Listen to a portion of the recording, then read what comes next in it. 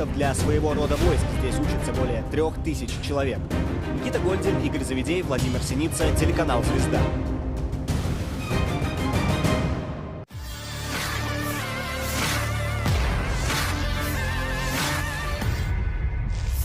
Akademi Pasukan Rudal Rusia disebut semakin diminati remaja di Moskow.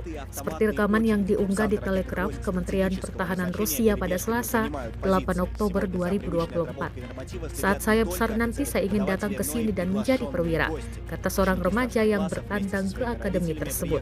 Saat ini, militer Rusia menyebut praktik standar yang biasa diawasi tidak hanya oleh petugas pengajar, tetapi juga oleh tamu undangan. Siswa sekolah menengah bersama orang tua mereka datang ke Open Day di Akademi Pasukan Rudal Strategis cabang Serpukov untuk menyaksikan senjata dan presentasi para pelajar. Не только юноши, но и девушки, а самый младший посетитель Матвей уже в свои 10 лет знает, на кого равняться.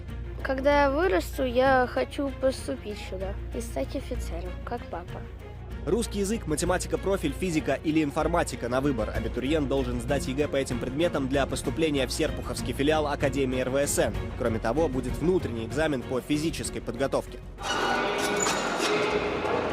Это упражнение называется «Склепка» для новичков. На вступительном экзамене такого, конечно же, не будет. Это уровень старшекурсников. Гостям показывают тренировку по рукопашному бою и проводят в казармы. Чтобы оценить условия проживания, Егор Волков вместе с мамой приехал из Татарстана. Для этого мы и приехали так издалека, чтобы посмотреть все воочию, глазами, и чтобы он прочувствовал. Мы бы даже сейчас его оставили, чтобы он именно прочувствовал, как это служить Родине. Ну, мне прям понравилось тут атмосфера.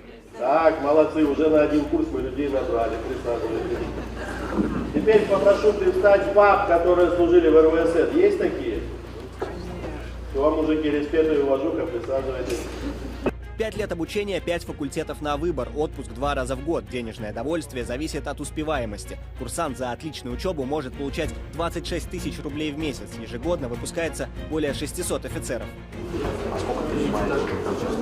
Тут востребована научная деятельность. Курсанты Максим и Дмитрий – авторы разработки, которая заменит человека в очагах радиационного поражения. Скоро ее запустят в промышленное производство. Для определения поверхностной активности радиоактивно загрязненной местности, согласно радиоактивно-правовой документации, туда отправляется человек-дозиметрист. Мы же в своей работе предлагаем использовать машину, чтобы именно машина получала свою дозу, а не человек. Серпуховский филиал Академии РВСН готовит больше всего специалистов для своего рода войск. Здесь учатся более 3000 человек. Никита Гольдин, Игорь Завидей, Владимир Синица, телеканал «Звезда». Download Tribun X sekarang, menghadirkan lokal menjadi Indonesia.